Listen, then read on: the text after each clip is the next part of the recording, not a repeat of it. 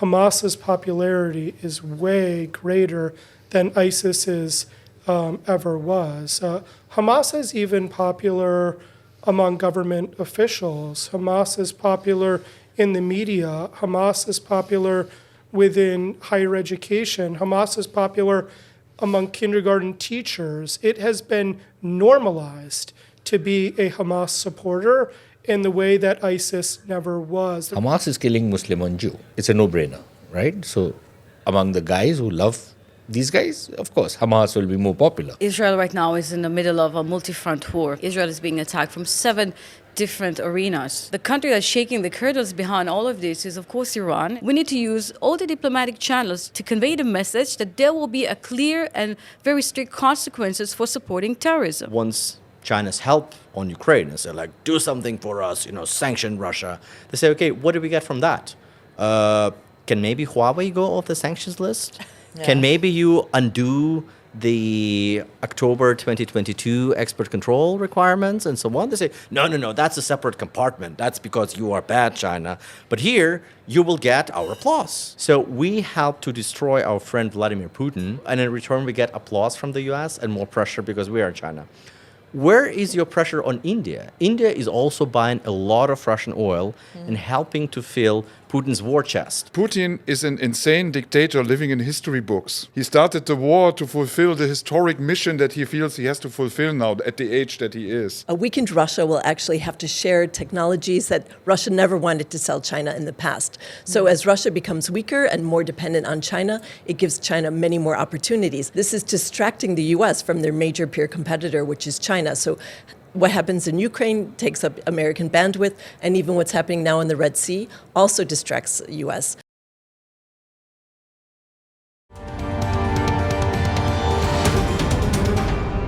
Namaste, Jai Hind. You're watching another edition of the ANI podcast with Smita Prakash. This edition is being filmed in New Delhi on the sidelines of the Raisina Dialogue 2024. The Raisina Dialogue is India's premier multilateral conference where thought leaders, diplomats, politicians from around the world come and share ideas. In this edition, we have combined 2 podcasts which we filmed here at the Raisina Dialogue. The topic for the first discussion is Dousing the Flames, a new framework against terror, where we try to figure out how can the world create a rational framework that better targets the state sponsors of such non-state terrorists. In the second episode, we go into the 3rd year of the Russia-Ukraine war, where there seems to be an impasse on the battlefield that conceals decisive shifts. The theory of a quick victory on the battlefield and at the negotiating table did not come to fruition in the past 3 years. How have battlefield dynamics changed in this, safe to say, prolonged war?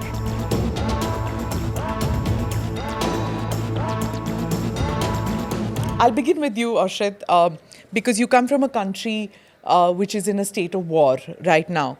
So, and the war with non-state actors. So after the October attack, the Hamas attack, would you think or would you term it a global failure that there has been no coherent strategy to contain non-state actors? Well, I think that Israel right now is in the middle of a multi-front war. We are fighting, Israel is being attacked from 7 different arenas. Not only Hamas in Gaza, we have Hezbollah in Lebanon, we have the Shia militias in Syria, the Houthis in Yemen, and also the terror threat from the West Bank, mostly by Hamas element. And all of these, the country that's shaking the curtains behind all of this is, of course, Iran. As part of its, strategy, the axis of resistance. And I think that what we see today is definitely a major failure of the world to understand the problem. Look what happened, for example, in the Red Sea. Take example, the Houthis example. Iran is using its proxies. And if you look at the Houthis and the relations with Iran, Iran relations to the Houthis is relatively new. It's very opportunistic. The main core of Iran was Syria, was Iraq, not Yemen. And they were investing in Yemen in a way to get an additional outreach in the region. And in many ways for the Iranian, it was like a are very modest investments in regional forces that reject the status quo. Well, what the Houthis are now doing, they're trying to definitely show the military capabilities, the willingness to fight. They're trying to, in many ways, to leverage the negotiation status with Saudi Arabia, increase their position in the eyes of their external patron, which is Iran. But in any case, I don't think there is no cause or grievances that justify the continuation of attack that disrupt the freedom of navigation, that affects global supply chain, the global trade. And I think the first thing we need to do is definitely address the radioactive she-elephant in the room. And by doing this, there's two ways. I believe there's two ways to tackle this twofold framework. Which one of them is direct actions against the proxies. For example, with the Houthis, look what's happening. I think we're still in very defensive mode when it comes to that. Shooting on deserted dunes once in a while, that doesn't really mean taking an action. Every day. Japanese, British-owned ships are being attacked. And it's not even just Israeli, with Israeli connection. They even, nowadays they lost even the motivation to justify that it's related to Israel. Nowadays they're just attacking every ships. Every day we see even Indian cruise ships being kidnapped, hijacked. So we need to do something about it. But the question is, what you're going to do about it? Are we going to think about a coalition, an organization, a bigger platform that will fight terrorism? Do we have this need at this moment? What we see today, we see that terrorism is affecting each and every one of it. It's not the war in the Middle East, because what the Houthis are doing right now in the Red Sea is affecting. It will affect everybody in the world when it comes to food prices, when it comes to the good prices, everything will be affected. And if you see that, we have to address also the octopus head, which is Iran. We can't, one should not think that just direct action against the non-state actor will be enough. We have to do something about the sponsoring states, and Iran is one of them. If we will not do something about it, definitely Iran will continue to challenge the international system and, of course, the West. So it's a global war which isn't ending, war on terror. Max, I'm going to come to you. You're the author of Rules for Rebels, The Science of Victory in Military History, study of terrorism and insurgency. And what Oshrit was saying was, it's not just non-state actors. This element has more than that. How do you see a strategy forming globally, or do you see it happening at all? So I want to make a comparison between how the world, especially but not limited to the United States, responded to 9/11 compared to the international response to Operation Al-Aqsa Flood, the attack on October 7th. In the immediate aftermath of 9/11, there was tremendous cohesion internationally and within the United States around the very basic idea that terrorism is bad and that the world should do everything possible to counter the terrorists. There were a lot of mistakes made after 9/11, particularly with the Iraq War. There was some overreaction in terms of civil liberties inside of the United States. But the basic premise that terrorism was bad and that we should support the leaders of our countries in order to, destroy this threat was highly prevalent. And I think that I actually took it for granted because I've been appalled by the international response to Operation Al-Aqsa Flood. In the United States, never did I see pro-Al-Qaeda rallies after 9/11. You certainly didn't see them, mobs of thousands of people in the streets with signs of foreign terrorist organizations as designated by the U.S. State Department. You didn't have people calling for intifada, not just around in distant countries, but locally, the global intifada. There is presently incitement inside the United States and many other Western countries like Canada, like Australia, Western European countries, and London and Paris. In all of these major cities, you have large numbers of overt terrorist supporters. It is not uncommon to see big posters with Hamas leaders being shown. And so there's the opposite of a international counterterrorism coalition or consensus. What you increasingly see is more visible signs that large segments of these populations, somehow tolerated by the police forces, are advocating for the terrorists. If you go to New York City right now, you're not going to see as many sort of pro-Israel signs as you will see pro-Houthi signs. This is New York City. So I've been very much appalled by the reaction, and I do think it's deeply concerning, not just for the fate of Israel, not just for the fate of the Jewish diaspora, but for the fate of democracies more broadly, that they are so tinged by this kind of radicalization, which only seems to grow.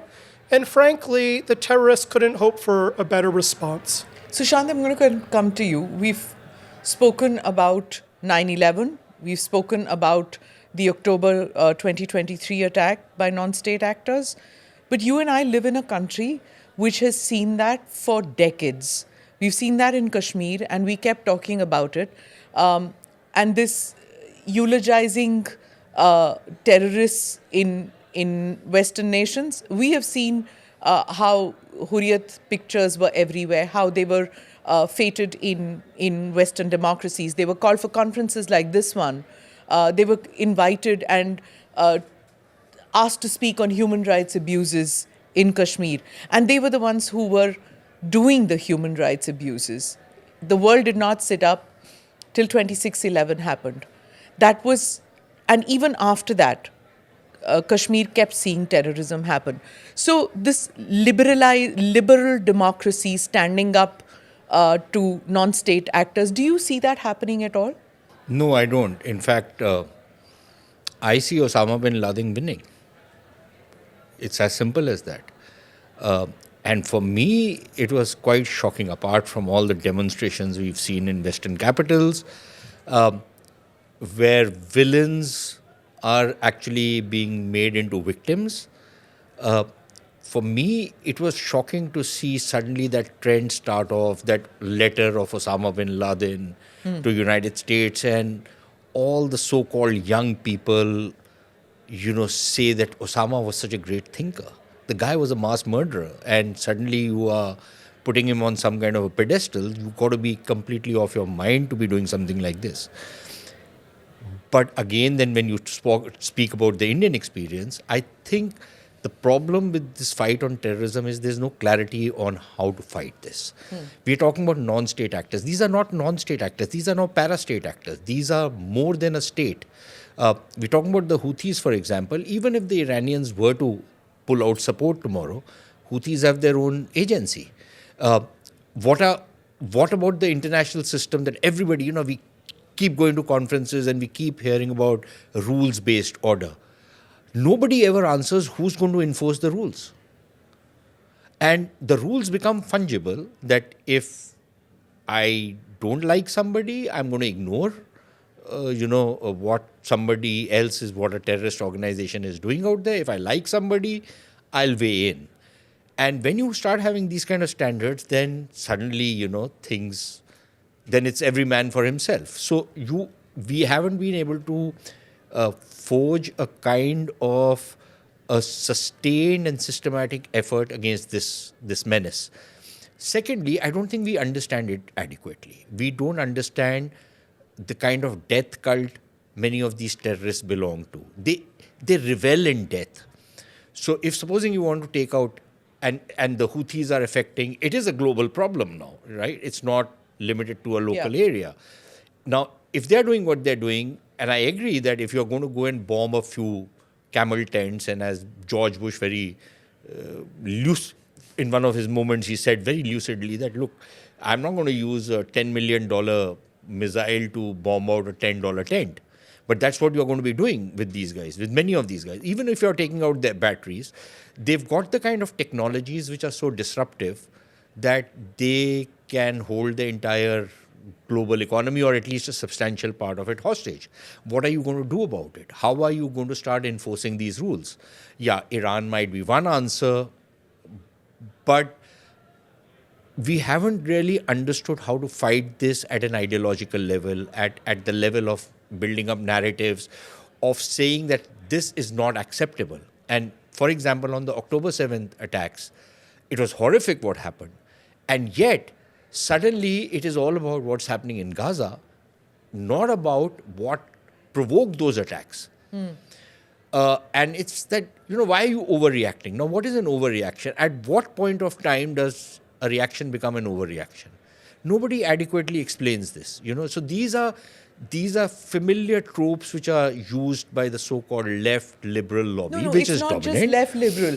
I have seen even diplomats, Indian diplomats also talk What about makes this. you think they're not left liberal? Okay. I've seen retired Indian diplomats also say that there should be some restraint, maybe allow humanitarian aid use channels, and that's how it can become acceptable. But right now, what's happening in Gaza becomes unacceptable.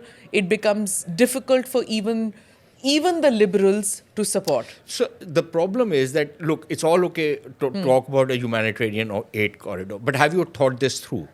Who's going to monitor that aid? How is that aid going to be distributed? Is that aid going to go into the hands of the organization against which the fight is taking place? Is it going to them? You keep talking about, and again, you kind of jumble up things when you try and equate what Hamas did on October 7th with the Israeli reaction. I don't think there is any evidence as yet that the Israelis are deliberately targeting civilians. And yet this entire propaganda is, and we don't know where those numbers are coming from, but every 5 days or so, Yes, about it 1,000 happens, people are added, right? Yeah. And this is crazy. Nobody is willing to question the numbers. Nobody is willing to question who's going to monitor things. Nobody is willing to say that, okay, fine, Hamas is the villain out here. It needs to be, held accountable. It needs to be taken down. Why isn't anybody talking about it? And why is, and I'm glad the Indian foreign minister spoke about it the other day. At the Munich conference. Yeah, when he said that, look, why is the release of the hostages not an important issue? Why is it not a critical issue? So, it's the way this whole thing has been obfuscated, which for anybody who's been studying terrorism and the way it's been growing, it's very galling because, and frankly speaking, what the Americans did after 9/11, they should have been smarter about what they did. But what we are now seeing is that the global footprint of these organizations has actually spread. It's not got constricted. Okay. We might have constricted it in Syria, but then it's expanded throughout the whole of Sahel. We might have limited it in some other quarter, but then it's expanded somewhere else. It's like that balloon which keeps, you press at one end, it blows up Balloon at and another octopus. end. That's what it's coming to. Oshrit, I'm going to, I'm going to add to what Sushant was mentioning, how the world should handle and combat terrorism. But I feel like when we use the word in this context, like, what are we referring to? The world not necessarily has the interest to fight terrorism. There are few countries, basically, that use terrorism and crime as their national instrument. So there is no global will for that. There are a few countries in the West and also in this part of the world, and India is included in that list, that want to fight this phenomena. What the world needs to do is prioritize international cooperation. We need to enhance intelligence sharing and also enforce some economic and diplomatic measures. And in my eyes, intelligence sharing is the critical one, because if countries will share intelligence, we'll know more about. We'll be able to track their financing, their training, the logistical support provided by the state sponsor for these non-state actors. And by that, we'll be able to disrupt the terrorist networks and also hold the sponsor accountable. Second thing, which is most important, is the diplomatic pressure. We need to use targeted sanctions, diplomatic sanction, diplomatic isolation to make sure and use all the diplomatic channels to utilize and make sure that to convey the message that there will be a clear and very strict consequences for supporting terrorism. That's what the war needs to do. And unfortunately, if you look what's happening in the war in Gaza, you see, seems like Iran find the ultimate formula to act through its proxies without even paying a price for its behavior. That's what is going on right now. And what we need to do is, I feel like the war needs to, first of all, recognize the threat and be courageous enough to act and do something against it. Max, let me come to you. When we talk about the world coming up with strategies to combat terrorism, one, unless when you say war, you should know who the enemy is.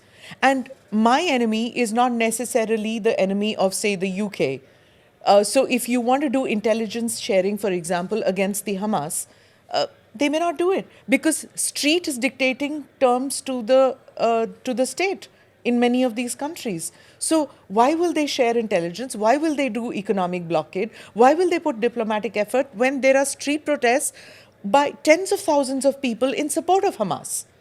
Yeah, it's a good question. I think that the truth is Hamas is quite popular, and the Jews are not.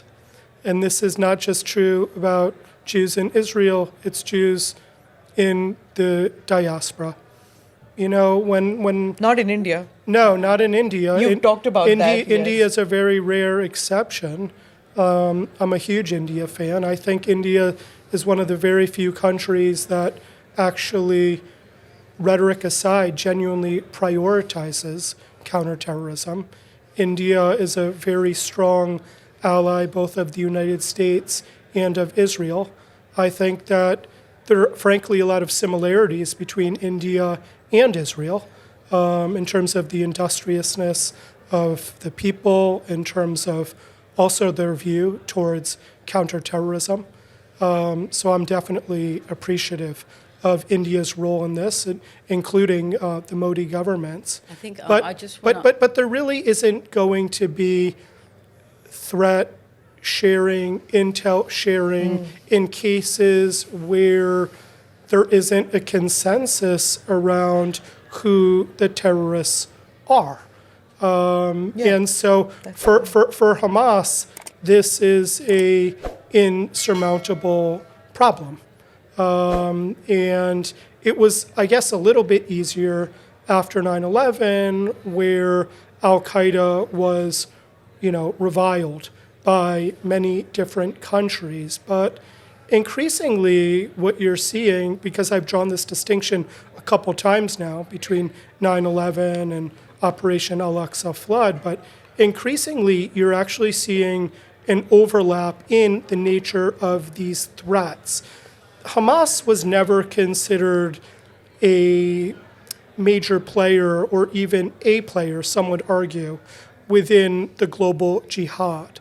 Hamas terrorism operated differently. Hamas itself has prosecuted jihadists within Gaza, and its ideology is somewhat objectionable to Salafists because of its support for nationalism, its participation in elections. But after October 7th, Al-Qaeda no longer cared. Numerous Al-Qaeda branches came out within a couple days praising Hamas. And the Hamas agenda has been adopted by these more traditional players within the global jihad. Al-Qaeda now, when it talks about committing attacks, talks about attacking the Jews. There is a greater emphasis now on attacking the Jews out of solidarity with Hamas. And the same is also true of Islamic State.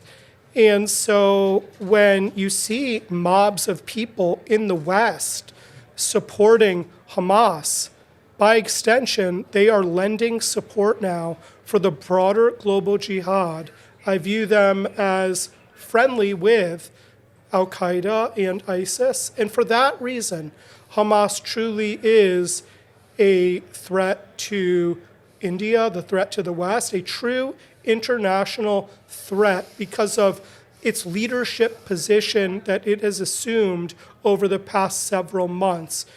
A defeat, or as close as we can get to that, a huge blow against Hamas in Gaza, a successful operation in Rafah, will not only harm Hamas, it will also harm Al-Qaeda and Islamic State. We should all be rooting for that, but unfortunately, many in the West are not. Can I Sushant? just add something? Yeah, sure. You know, it's very important for people to understand, and this is one of the big failures in the war on these on terrorists, that there is this constant hair splitting. That the ideology of one group is different from the other. One group belongs to one school of doctrine. The other is from another theological stream. They'll have their differences. But if you look at every single terror group, from Morocco to the Moro Islands in Philippines, there is a single continuum in them. They are coming from the same ideological stream. Their minor differences is what the MNCs would call, act local, think global. That's the ideology, basically. That's how they are all operating. So if Hamas has suddenly become the leadership role, if tomorrow you decimate Hamas, some other group will carry out a very audacious action and will become heroes. So the point is that until and unless you're not going to strike at the root from where this is arising, you're not going to get a solution. And so for example, if the Saudis were taking action against the Houthis, what did the West do? Today, suddenly everybody is waking up that Houthis are the bad guys, they're a terrorist organization. The poor Saudis and the Emiratis were trying to clean it up. Okay, maybe they botched it up. They didn't clean it up properly. Maybe they didn't have a real battle plan on how to go about it. But the fact is that they were starting to act. And what did the West do? They kind of came down on them like a ton of bricks. All the New York Times and others were publishing story after story about this great humanitarian tragedy. Yes, there was a humanitarian tragedy taking place in Yemen, but it wasn't of the making of the Saudis and the Emiratis, right? And yet they were pilloried. Now suddenly everybody is running for cover because now the Americans want to bomb the Houthis, the Brits want to do it, everybody else wants to do it. And the Saudis and the Emiratis are saying, okay, go now ahead, it's everybody's be my guest. funeral. Yeah, go ahead, do it. Because, when we were trying to clean it up, that time you guys were, dissing us. So there is this basic fundamental problem which is, I think, preventing and which is allowing these guys to actually grow so much bigger. And you name the place, they're there. And it's spreading at an alarming speed. Oshrit mentioned, I'm going to come to you, but Oshrit mentioned going after finances. Now, that is one way of doing it. First was that you don't know who the enemy is. So first you find out who the enemy is. You've said how it can be done. Going after the finances. Now, we've seen what's happened with FATF, right? You take one organization or you take one country, which is terror-supporting country, it goes from grey to pink to lavender to black. It just goes into various colors. That's all we have seen. There is no teeth in FATF. They just don't take the action. So how does one go with the legal aspect to it? So FATF is, number one, a somewhat informal organization, not really because it has no teeth, it has no enforcing mechanism. But I agree, financing is an extremely important part of cracking down on terrorism. But it's just one of the conditions. It's a necessary condition, but not the only necessary condition. There are a number of other conditions that have to be put in place for it all to be working together. So if you're only going to focus on financing, so for example, for the longest in India, our attitude was that go after the weapons. The weapons are important because that's what causes violence. Financing doesn't matter. Suddenly we woke up to the fact that financing creates a terror ecosystem. We've seen that in Kashmir.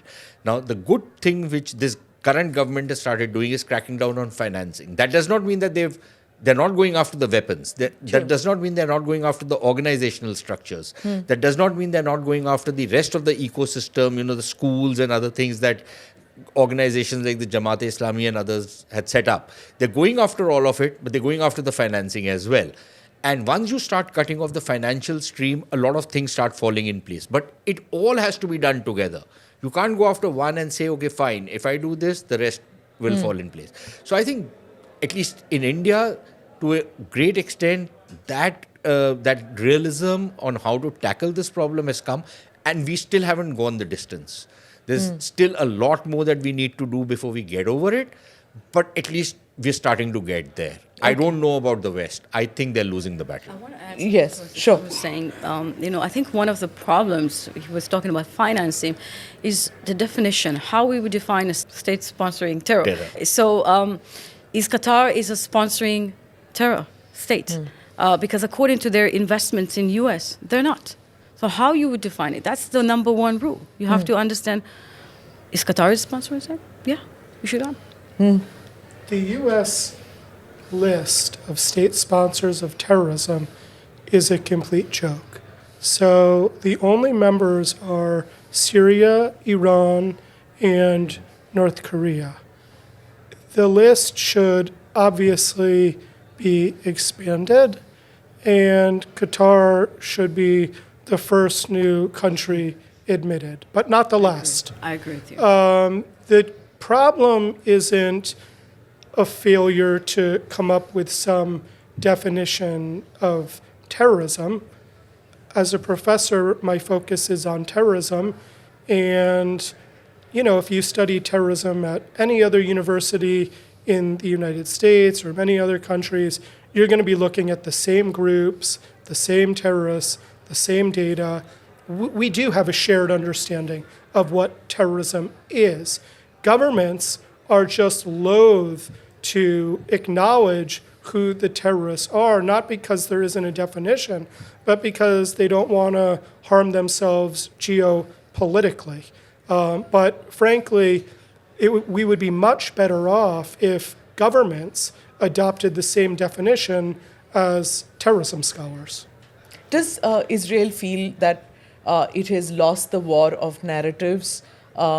Is it that that they are feeling that the street in UK, that the street in the US, they are determining what the narrative on the Israel-Hamas conflict is? No, I think Israel is very, proud of its effort to defend its citizens.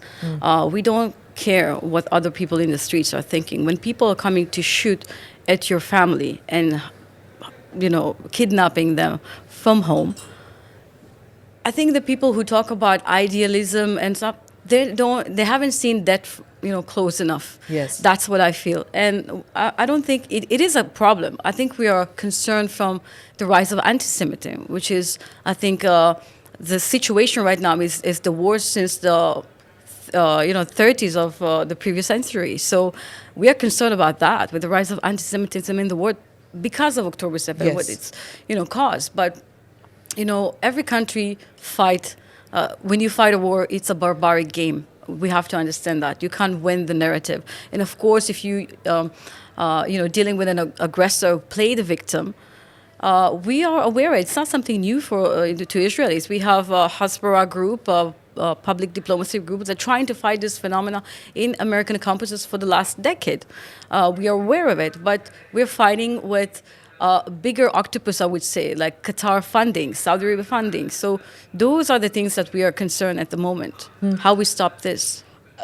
How did India win the war of narratives, if India has won the war of narratives, in dealing with terrorism in Kashmir? Can other countries learn from that? Like, can Israel learn that you need to fight that too, or you just don't need to? First, you need to win on the ground, and then the narratives can follow. How should democracies rethink about fighting terrorism? Have we won the war of narratives? I don't know. I'm a little confused. Asking, yes. I'm a little conflicted on that count. To some The reason extent, is that, like, maybe after Article 370, it was like, we're going to be doing this. We're going to be bringing normalcy in Kashmir, and Article 370 is how we're doing away with Article 370 is how we're going to be doing with that. And that, if that meant putting people in their homes, keeping them in lockups for a period of time, not allowing street protests to happen, it didn't matter that the rest of the world said, oh, you've shut down internet. Remember, that became a big story. So here is the thing. And again, you can't compare situations. So yes, when we went ahead and did what we did, frankly, we had the same attitude as Israel had, that we are going to do this regardless of what anybody else says. Yeah. Yes, we will engage everybody, but we will press home our point, and we'll press it home very, very emphatically, just like Israel is doing. But there's a difference. And one difference is that in the case of Israel, the response from Israel it's a warlike situation, right? And you've seen certain scenes of destruction, you've seen bombardment, you've seen all kinds of violence taking place. And how that plays out as far as the narrative building is concerned is very different from somebody saying, okay, fine, internet is out for 6 months, fine, there's going to be curfew if there's any major law and order problem, we're going to impose a curfew. The civilian casualties or any casualty in Kashmir after the constitutional reforms was virtually nothing. If I take you back a little bit, this was televised. This attack by non-state actors, if we say non-state actors, if we call Hamas non-state actors, this was televised and it seemed gruesome. It was gruesome, but it was because it was televised, it came to the homes of everybody around the world. Nobody was untouched by it. But that kind of gruesome attack, that kind of cross-border terrorism did happen for decades on end in Kashmir. We saw that it was not televised. But Smita, look Tell at me it. No, 1 second. Yeah. Hamas televised it because they knew that the constituency they are addressing would love it. And they lapped it up, right? So would the Lashkar-e-Taiba if they had but once internet once it kind of turned around and a lot of other people expressed horror, they simply denied it. All the footage in the world has come from Hamas cameras. Yeah. Right? No, it's not some CCTV camera.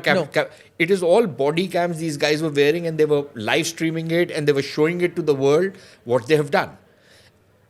A lot of people lapped it up. Hamas became instantly a global celebrity for the people who adhere to its way of thinking. It became a superpower. Max, on the dark web, they must have become heroes after that. Forget dark web. They became heroes on Twitter and on It you is- name it the. is Actually, true. in Jordan, they had like There a was restaurant this October 7th. paradoxical reaction where Sorry, what did you say? I said in Jordan, you would find a new restaurant called October Oh, right. 7th. Yeah. That was all over the People news. celebrated it. Celebrated it. So sorry. Yeah, but I mean, it's very odd what Hamas did, because Hamas used their GoPro systems to capture the atrocities that they committed. They then returned to Gaza with, 140 hostages or whatever, and were greeted as heroes and passed out candy. And then by the OGWs. just by the local population. So that they in become Gaza. overground workers. And then within just like a couple days, basically denied what they did, even though they had captured it for everybody to see. And to this day, many Hamas supporters have followed this narrative and now deny that many of the atrocities which we saw just a few months ago, ever happened. So what's surprising about that? 9/11. well, They carried out 9/11, right? There's all Yeah, and the evidence. talk, There's yeah. including tapes of Osama bin Laden celebrating. Yeah. But you ask the guys, and you still have 9/11 deniers. You still have people who say, and you go to Pakistan, you will have all kinds of people say, but there were 2,000 Jews who were working in that building. They all were not there that day. So this kind of nonsense is urban legends, of course. Yeah, it's all Yeah. it's all over the place. So I think there is this huge problem, and the reason why do you think ISIS was burning alive people and televising it? It's supposed to be popular. I don't know. I think it's definition of terror. no. Yeah, but I think it's Sorry, depraved. No, terrorism. This is exactly what they're doing. This is No, but terrorism. we might call it terrorism, but in that ecosystem, It's not. It's the heroism. popular system. It's It's a heroism. very popular thing to do. it's depraved. Yeah, of course. Sure. But I think the way they project it, what do you think was making ISIS so popular? Yeah. Why was ISIS getting people from 80 countries making a beeline to join them? They had taken the world back 1,500 years. And these tapes and these visuals will cause this self-radicalization happening in towns and villages across the globe. You can't even, just in terms of the numbers, Hamas's popularity is way greater than ISIS's ever was.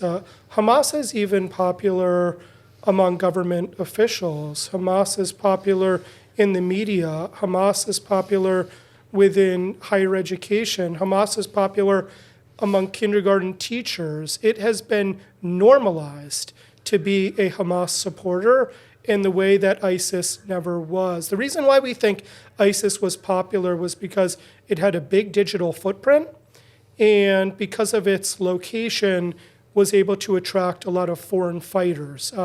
But because of Gaza's position, where Egypt is no friend of the Muslim Brotherhood, and Gaza, of course, is abutted by Israel, it makes foreign fighters getting in much, much harder. But if Hamas was operating in a country that was more open towards foreign fighters, I wouldn't be surprised if you find a bunch of American professors running there tomorrow. That leads me to the question how and when the war on terror will end, if it's going to end somewhere. Yeah. You asked me this earlier, and I think that, it will not end sooner as the West expected it to end after 9/11. I think what we're going to see, the current campaign against terrorism will be nasty, brutish, and long. You see that... and you see that the attacks, the kind of attacks that terrorists will use, they will use sophisticated weapons. We're talking about germs, warfare, radioactive weapon, if not nuclear weapon. So if you ask me, and you see right now, the Muslim Brotherhood, ISIS, they're all growing in numbers. And their connections also with criminal organizations are on the rise. So, I feel like in order to really fight terrorism, we need to fight. I don't know when and how it's going to end, but I know we might fight it with vigor, with dedication. We must do it wisely. Philip Gordon wrote a really nice article for Foreign Affairs in 2007, says when the war on terror will end. And he said that eventually all war ends. And he said that the factors that driving the international system are so numerous and so fluid, so no political system or conflict can last forever.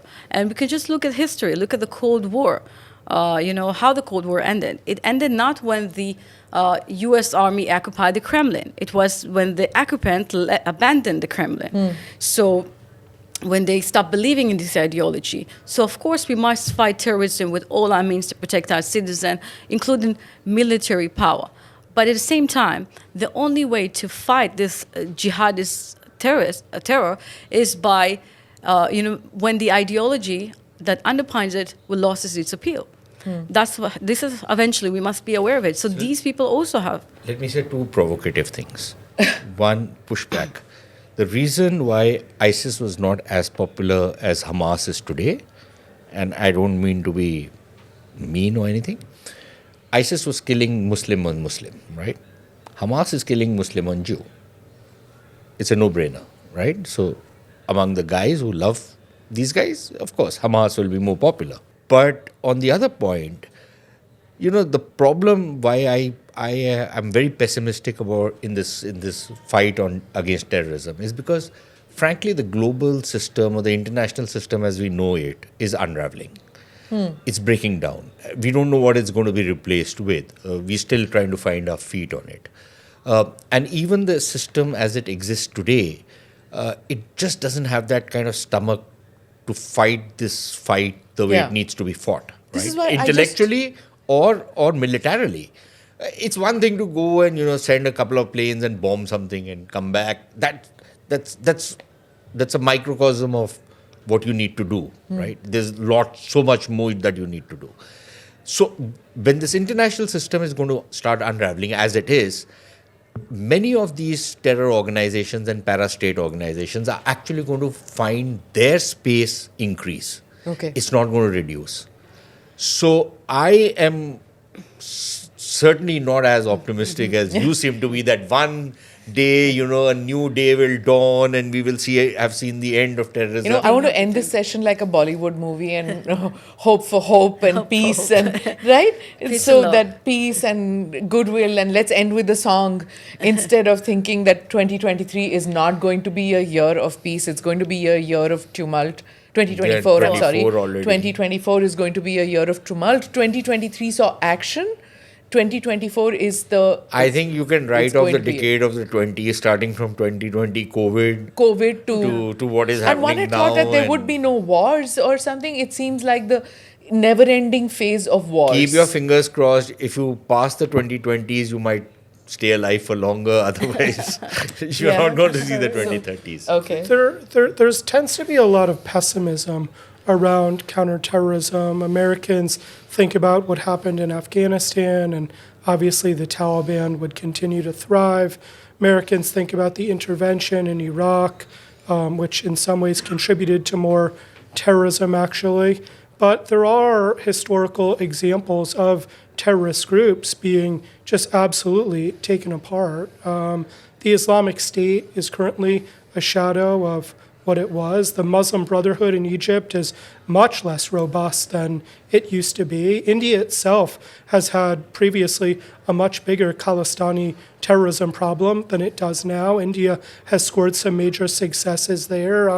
In South America, the Shining Path of Peru, nobody talks about them anymore, right? Yeah. Look at the foreign terrorist organization list. Go back in history. Many of those groups are no longer around, or they're much, much weaker. I think that if Israel is allowed to take its gloves off, pursue its mission in Rafah, give it 3 months, do everything that they can to get civilians out of the way, Hamas could, if Israel is allowed to do that, Hamas will never be the same organization. So let me... But that doesn't end the problem, does it? But the first and It foremost, reduces the Hamas we need problem. to, first and foremost is that the hostages need to come back home. And at least in that sphere, let's hope that in this year we can see that happen. So on that note, thank you, gentlemen. Thank you very much, Oshrit.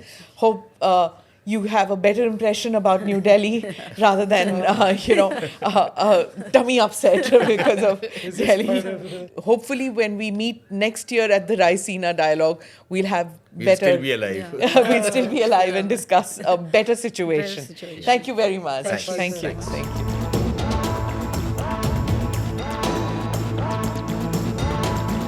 Thank you so much for being part of the conversation. May I begin with Sasha? In the Russia-Ukraine war, what we are reading now, of course, we're getting information that it's probably been a stalemate, but then there are conflicting reports that on the battlefront, Russia is making significant gains. In your view, at what stage is it on the battlefront right now? I think that the stalemate was used by General Zaluzhny last year in his famous article in The Economist. That's not necessarily what we are seeing on the battlefield. The gains that you describe are not strategic in nature. Russians have been battling for this little town of Avdiivka since end of last year. They paid tremendous cost of capturing that. Of course, that was one of the important fortified lines that Ukrainians were building back since 2014. But nevertheless, that's a tactical mini game. Like there are some more battles if the Russians want to break through more or less fortified part of Ukrainian defenses. So it may appear as a stalemate. What doesn't make it a stalemate is that Russia's resources that is ready to throw to this war, the manpower, the artillery shells, the other material, armored vehicles, and so on, are going up. Russia has problems with that, with manpower, with everything, but they're getting up. On the Ukrainian side, we are having problems with mobilization, and with the aid package stock in the US Congress, some of that is hanging in the limbo. So Russian material advantage is going up, where the advantage on the Ukrainian side is under question. That's not a very sustainable recipe for a stalemate. So if things are not done to help Ukrainians, at some point later this year, we might see Russians pushing harder and being successful with that, despite the colossal losses they're taking. I'll come to the budget part and I'll come to the political aspect of it later in the podcast.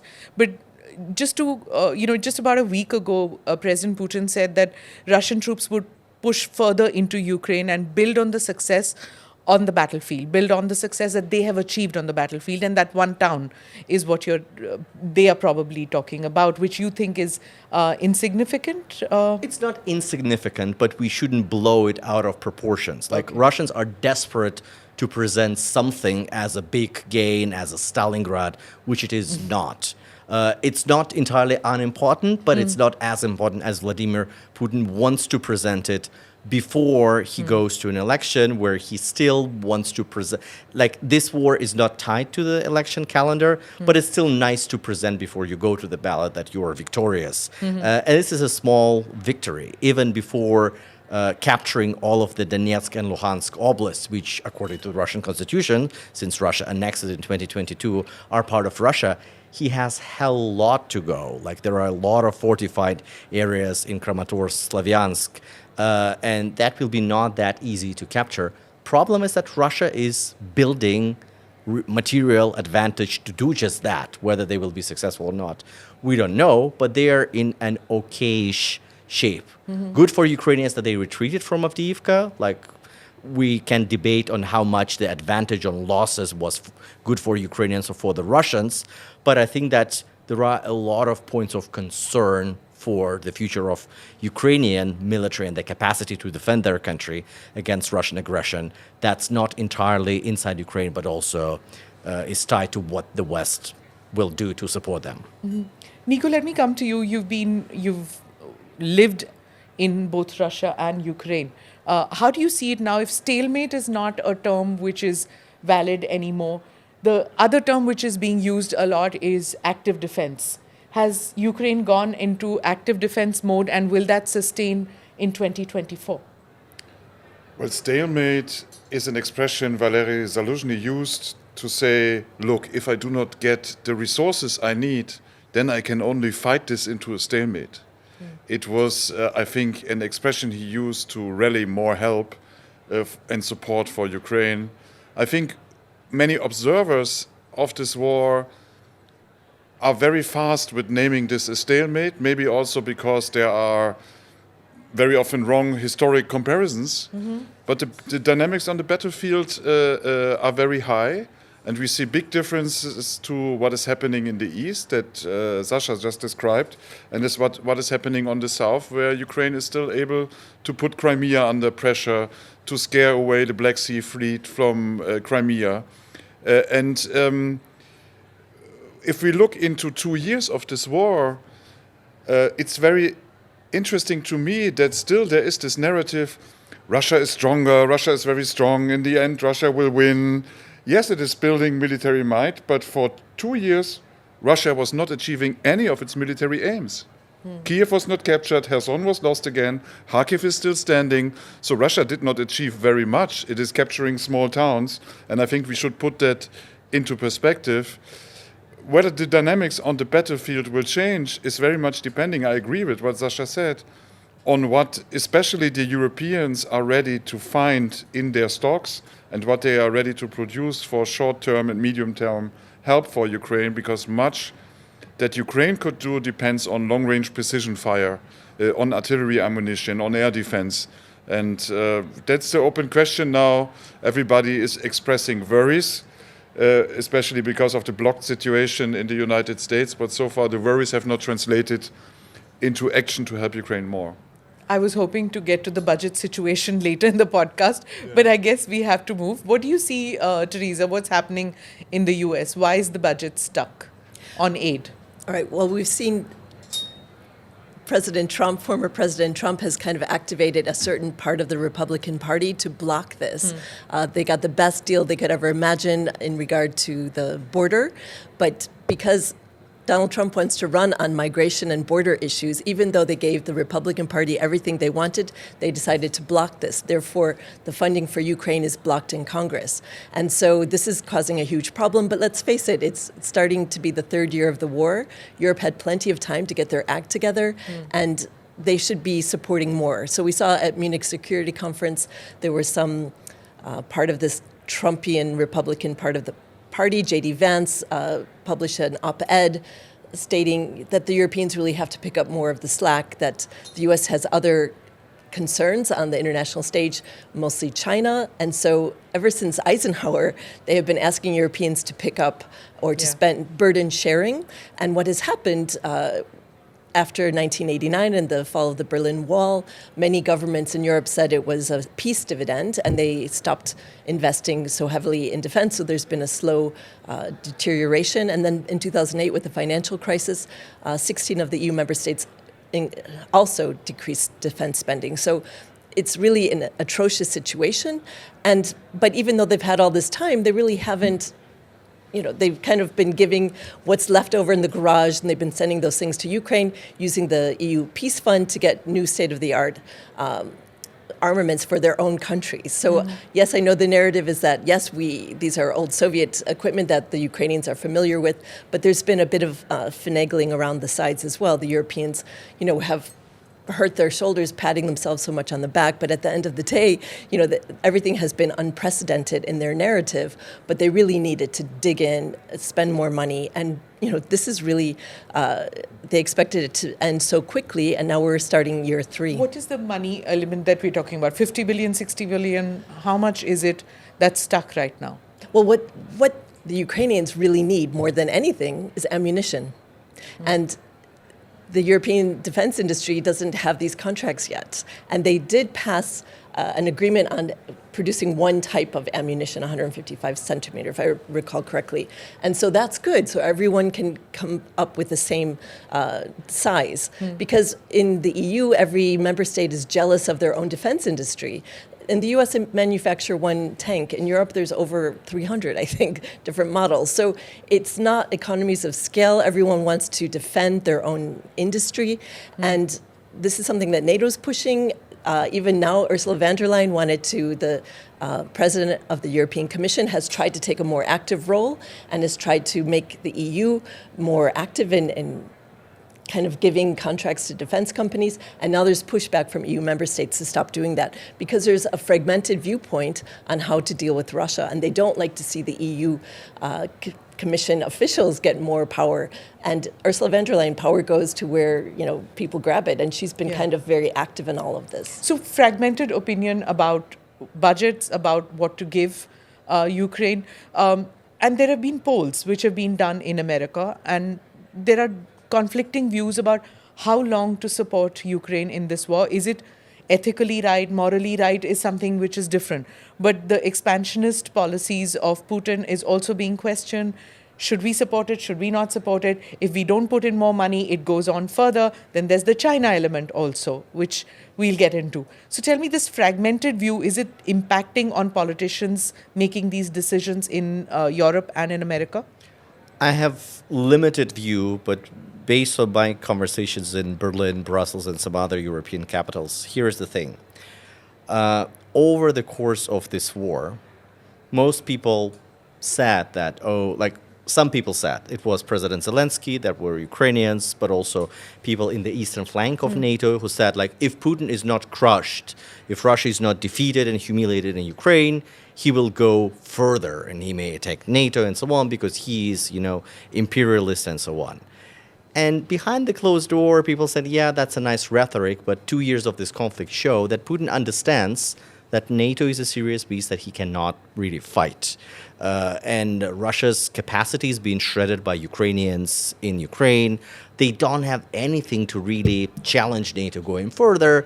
And then he never really tried to put pressure on NATO himself. So Article 5 is ironclad. This is a great thing that Finland and Sweden joined the alliance. So it will not happen.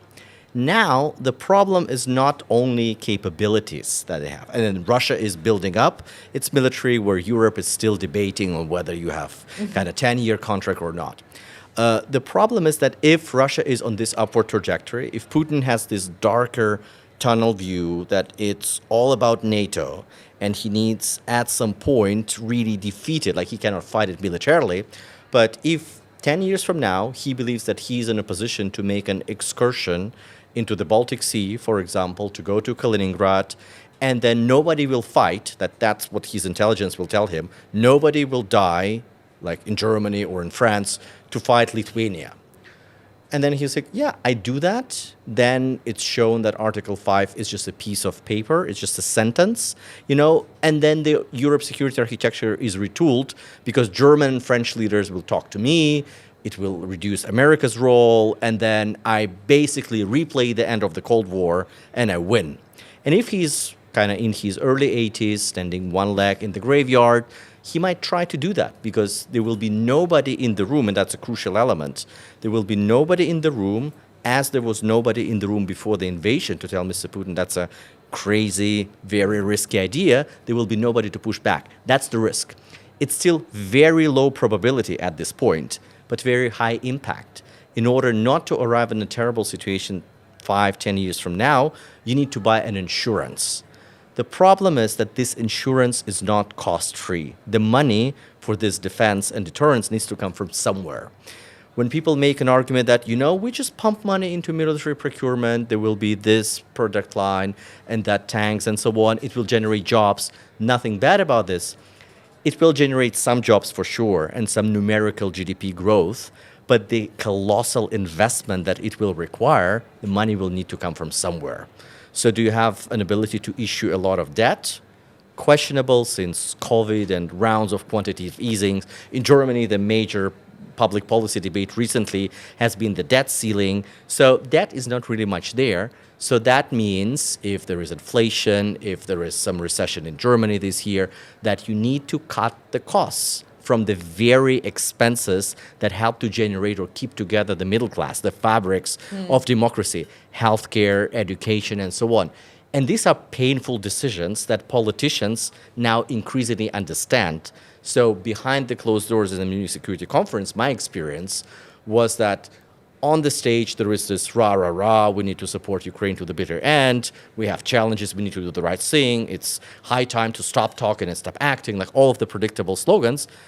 In the hallways, when people are kind of after red light flights drinking coffee, they're like, oh my God, but we must to do that. It costs a lot of money. How do we get that? How do we talk to our public about that? And that's the tricky thing, because you try to talk to an eventuality 10 years from now that might materialize and so on.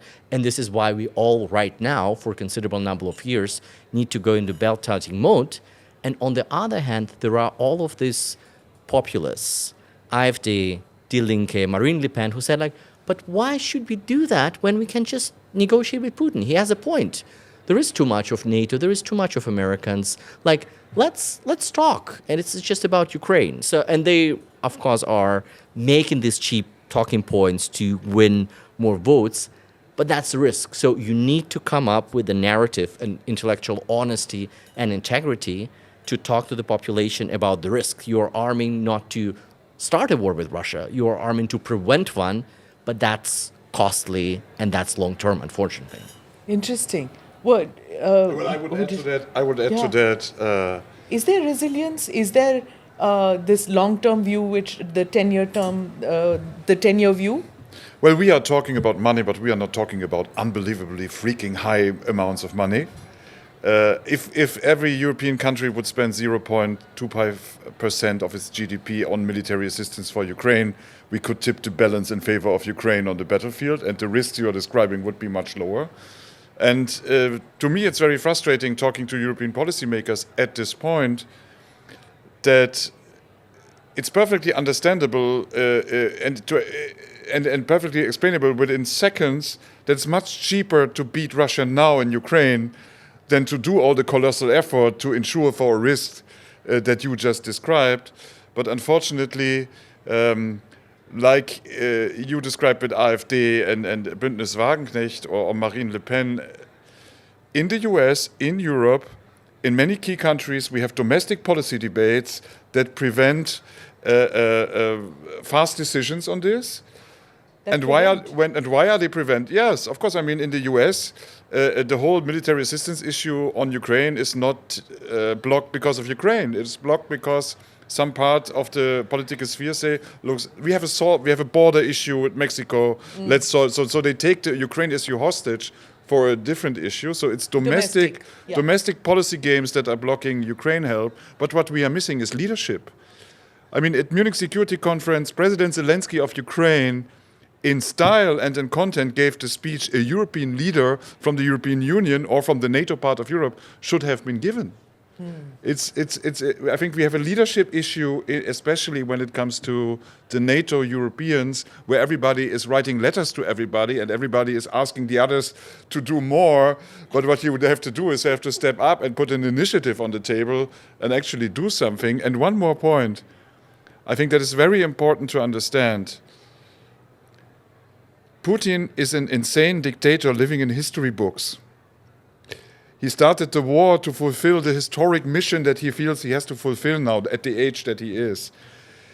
So the European calculation, we prevent him achieving his war aims. Yes, he did not achieve any war aims. We prevent achieving his war aims and then he will give up.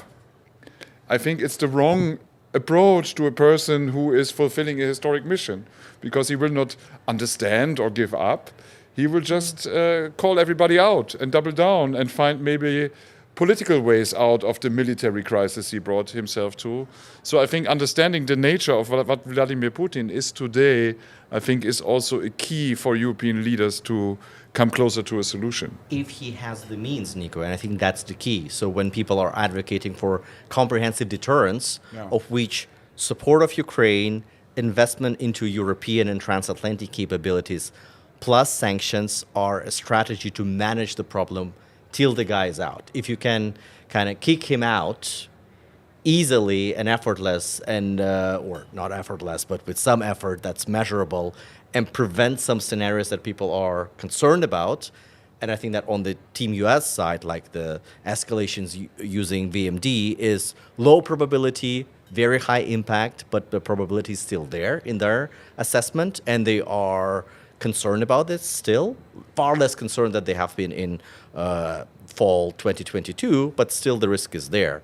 So I think that it's more in the territory for now with Team Biden on managing this rather than ultimately resolving. And I know there is debate because there are people who say there is a path to actually solve it, to kick Putin out or defeat him, where people say, let's wait him out, let's help Ukraine to keep what they have, and so on. And that's... But I mean, waiting him out if you are the Biden administration.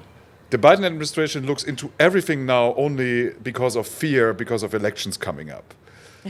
So they have a few months' time. Putin has all the time in the world. He will be re-elected until 2030. So on our side, I would not calculate on waiting Putin out. And dictators get very old these days. Yeah. What makes you so sure he's going to win the election? We were talking about the Munich Security Conference and what happened out there. I think it was in the Munich Security Conference, because you've watched Russia as well as China. You've studied them. So I just wanted to ask you about, China's position on the Ukraine war. It's been kind of ambivalent, not called it out. And the Chinese foreign minister, I think he recently told his Ukrainian counterpart that Beijing doesn't sell lethal weapons to Russia. And so it's neutral in a sense. I don't know whether China can be neutral in any way. But China says that they are neutral in the Ukrainian conflict. And subsequently, the U.S., there are some people in the U.S. who say that we need to slap sanctions on China because they are supplying weapons to Russia. How do you see this playing out? Well, it's really fascinating because they tailor their message according to the audience. And it's kind of a Rorschach test, whether people think they're neutral or not. People see what they want to see. And there's plenty of examples if people just pay attention. For example, the third highest ranked Chinese official went to the Duma several months ago, and he said on tape for the Russians that we will support you by helping you undermine Western sanctions. And so the Russians released this, much to the China's embarrassment, to demonstrate, look, China's supporting us. So Russia does that to the Chinese. And then, there have been many people looking at Chinese exports and going through other countries, that they could pretty much outfit an party. entire Russian army with body armor. This is non-lethal equipment, but there's other things like buying oil that pays for Russia. They bankrolls the Russian military. Also, drones. There's all sorts of dual-use equipment that the Russians really need, that the Chinese are providing. And so the Chinese themselves are deeply concerned about secondary sanctions. But now we see with the 13th suite of sanctions that were just announced yesterday by the EU that Chinese companies will be sanctioned now, and even one Indian company. The names of these companies have not yet been released. They'll be released on the anniversary of the invasion of Ukraine. So this is a big change because several companies, Chinese companies, have already been discussed, but then because of lobbying within the EU member states who don't want to have their industry, like car industry in China, to be penalized, so they're very wary of doing any sort of sanctions on China, and they've been lobbying against it. But I guess with the death of Navalny, there's new impetus to have these sanctions. So, and stricter sanctions. But if you had to have 13 suites of sanctions, it kind of shows that the sanctions don't have such great teeth. Nevertheless, it's kind of important symbolically, and sanctions do take a long time to take effect. So they just keep tightening it and tightening it. But the European economies are in difficulty, so there's not a big appetite to hurt themselves any longer with these types of sanctions. But I think it's important, especially since they're not spending on military defense, so they can actually tighten sanctions a bit more. You were talking about Biden and the election and domestic issues. Do you think there is that America will take this course of sanctions, or will they're just not interested because it's an election year? Everything else goes into wait and watch mode. No, I'm very positive that sanctions against Russia will be turned up now. For one reason, I mean, the sanctions were unprecedented when they took effect immediately after the Russian invasion. But now, after 2 years, many companies have found ways to circumvent the sanctions via third countries. China is not supplying lethal weapons, but at the same time, they are supplying a lot of dual-use goods that help stabilizing in the Russian arms industry and that we find in weapon systems that are used in Ukraine. So then there is need for action when it comes to tightening the sanctions and limiting the ways of circumventing them. And Russia just killed Alexei Navalny. And I think that will bring more impetus to a discussion. I sense that in Germany, but I also sense that in other countries, because it shows again the character of the Russian regime. And it will help making the case for holding the sanctions up and tightening them. The problem in the European Union is that sanctions packages of that scale, they have to be renewed every 6 months. So you have a new discussion every 6 months, and then you have maybe single players because there has to be consensus. So if one out of the 27 is not ready anymore, you have to get them in again. That's why we have a permanent discussion about the sanctions, but they have been extended every single time, and they will be extended also in the future. Sure, go ahead. On one more Absolutely. point, Sure. not just on the sanctions, China is a big winner from this because a weakened Russia will actually have to share technologies that Russia never wanted to sell China in the past. So as Russia becomes weaker and more dependent on China, it gives China many more opportunities. The second point I want to make is that this is distracting the U.S. from their major peer competitor, which is China. So what happens in Ukraine takes up American bandwidth, and even what's happening now in the Red Sea also distracts the U.S. from their main peer competitor, China. So all of these things are good, and that's how Beijing sees it. So the longer and the more stretched the U.S. is, it's all to China's benefit. So this whole situation has been a win-win for China. And in addition, they probably will get more access to the Arctic. That's always been a big ask and something Russia didn't want to share with China. But China's a tough negotiator, and they're going to just find out how difficult the Russians will discover how difficult China will be and how much they'll kind of push ahead their own agenda. But isn't China also stretching at the same time? I mean, China wants to take part in Ukraine recovery. China is active in... When is Ukraine reconstruction happening? Yeah, nobody knows, but China is very active in at least making clear we want to be there. China is active in Central Asia. China has to Africa, stay everywhere. Has to stay. So I mean, it's not that China is stretching the U.S. It seems to me China is also stretching itself at the moment. My impression is that it's kind of PR, because last year, it's not called a peace initiative. Wang Yi introduced it at Munich Security Conference, a 12-point political solution. And the number 12 point was, we want to rebuild Ukraine. They're always business folks. They're like, give us the contracts to help rebuild Ukraine. And so that will also, because Ukraine originally was the anchor on China's Belt and Road Initiative. It was such a key country. They got their first aircraft carrier from Ukraine. PLA, People's Liberation Army military, was trained in Ukraine.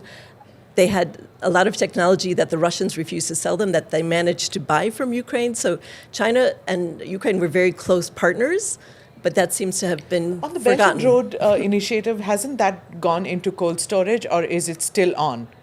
Chinese have kind of changed. I mean, they have a great deal of loss of money.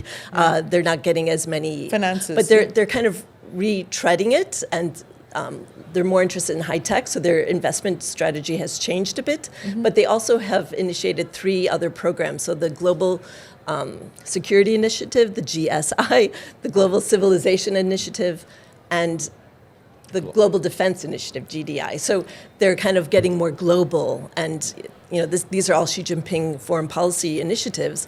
But it just shows the breadth and The scale, the yes, entire also. world is included Sure. in all of this. What I wanted to ask you, Sasha, is that what is happening on the battlefront in Russia, Ukraine? Is it going to impact on Asia too? Is, like, for example, is Japan watching? Is Taiwan watching? That if America doesn't step up, Europe doesn't step up to help Ukraine, what could happen if China attacks Taiwan? What happens if China could attack or get into an aggressive mode in the Pacific? If they're not going to do that, it could happen there too.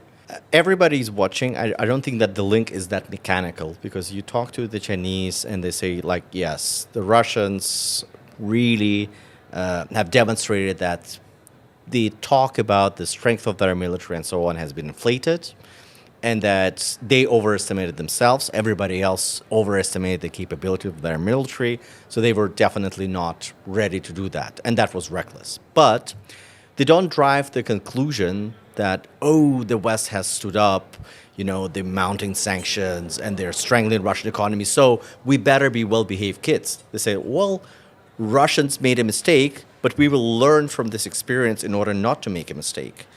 The sacking of the defense minister, who was before that head of the armament department of the PLA, the big investigation that's going on in the logistics department, is the way for Xi Jinping to say, Russians stole half of the money that they invested in their military. Let's see what's happening inside the PLA. So they are learning a lot of these lessons in order to fix that. They've been in import substitution long time before the Russians have been there. And they are doing that for a reason, because the US at some point is coming after them, regardless of what Russia does with China, China does with Russia.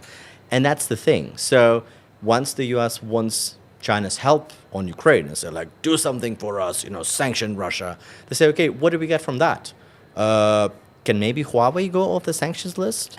Yeah. Can maybe you undo the October 2022 export control requirements and so on? They say, no, that's a separate compartment. That's because you are bad, China. But here, you will get our applause. We will say that you did the right thing. And then Taiwan, on human rights, we will continue to push you. They say, okay, so we helped to destroy our friend Vladimir Putin. God knows what happens in Russia. We lose a very good partner who is becoming increasingly a partner we can dictate terms to, and in return we get applause from the US and more pressure because we are China. Where is your pressure on India? India is also buying a lot of Russian oil and helping to fill Putin's war chest. Where is the same level of condemnation and criticism when it comes to India from Europe? Oh, India is your democratic friend, part of Quad, that you use in order to contain us. So they're not blind to the fact that a lot of criticism when it comes to support of Russia in this war of aggression is not only about Putin Xi, it's also about China itself. And this is why I think that these two contingencies are not mechanically linked. But what will be important if Russia manages to sustain this war, it's unlikely to achieve its maximalist objectives, capture Kyiv and so on, anytime soon. But if it could continue to put pressure on Ukraine and on NATO and so on, then China will continue to build its force to have the option to take Taiwan, not necessarily that they will pursue it. If Xi Jinping makes a decision and the US is bogged down there, Russia escalates and does something that requires US attention, that probably will provide a window of opportunities. Okay. This is why we are seeing that countries are arming up, like Japan does, like many others, because they want to protect themselves. A big question how they can be helpful to Taiwan, but definitely they want to be armed properly in order to deter China. Sure. And Japan is even giving military assistance, macro-financial assistance to a large extent to Ukraine. And Japan is a country out of 32 signing a bilateral security assistance agreement with Ukraine. So Japan is very active here. Japan likes to see the connection between these two theaters, where some member states don't like to see the Indo-Pacific connection. But Japan is part of the IP4 of NATO, the Indo-Pacific 4, and they're very constructive, all of I would say. ASEAN is watching it very carefully, I think, including Japan. But all of ASEAN is nervous and watching. And as you said, almost all of the world is watching because it's impacting on everybody now. It's not restrained to one area. I'm running out of time. So I'll ask a concluding remark that this war of attrition that we were talking about, some studies are saying that Russia can last it for 3 years. Just wait and watch mode. Is that going to happen? Is 3 years a time? Well, Russia has, I think, military plans for roughly that amount of time now. Okay. But with the military aim to take first the Donbas, Luhansk and Donetsk Oblast, that is not where a lot of areas are not taken yet.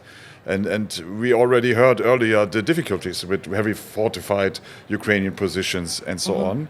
And then in the next year, moving further, but there are big cities like Kharkiv that will be very difficult to take from a Russian point of view. If they can, they will use the 3 years to push Russia to the left bank of the Dnipro to separate Ukraine, because that's the only really major boundary in military geography and topography when you look into Ukraine. But as I said before, that might be the Russian plan. But the Russian plan did not work out from the very first day. Kyiv was not taken in 5 days. Russia is continuing the war, from my point of view, to put political pressure on others. And Putin is not hoping for military victory. He is hoping for political opening. Maybe somebody else is elected somewhere. Maybe he can make a deal with somebody. Maybe there are elections in Germany or in France that make Ukraine assistance difficult. So yes, the war is there for the war's sake, but the solution might be political in Putin's favor. I think that's his bet. So concluding remark, if magically all the aid comes through from Europe and from the US, can Ukraine push back and go from a defensive mode to an offensive mode and recapture the territories it has lost in 2025? Because 2024 doesn't look like it. Once the aid comes in, once the packages come through, will 2025 see aggression from the Ukrainian side? Defense. Yeah, still. I was thinking about a concluding remark. I just want to have 3 takeaways here. One is that we haven't talked about it at all, is the nuclear question, because that really kind of made Chancellor Scholz and President Biden very cautious in their approach to Ukraine. So I think that's a big takeaway for Beijing.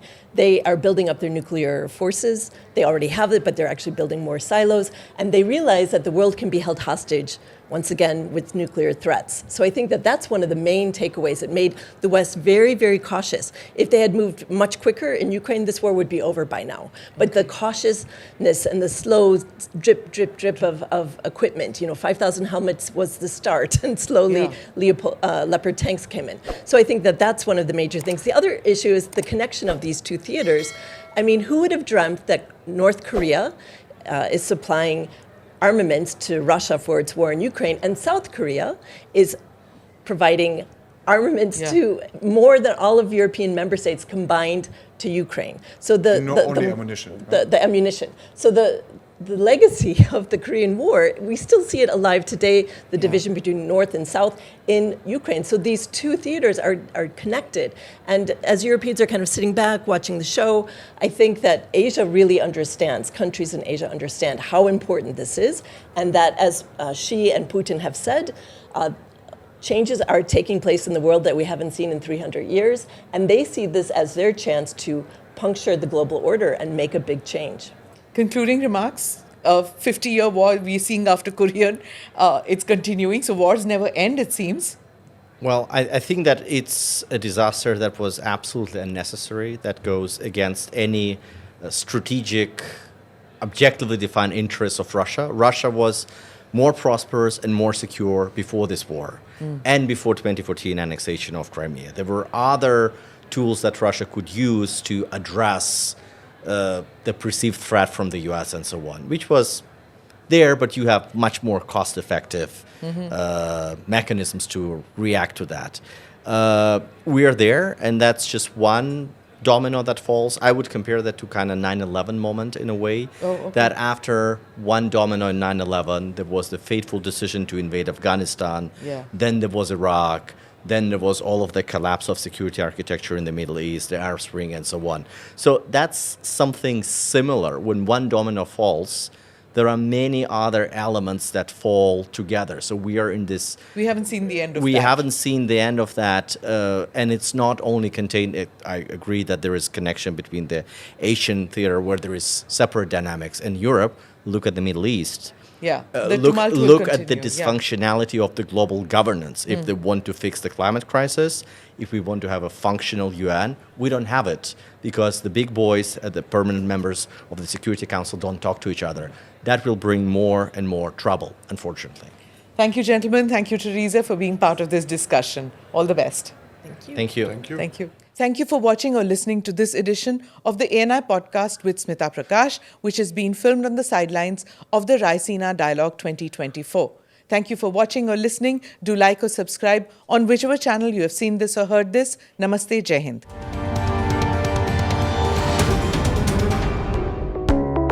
Click here to watch the previous episodes.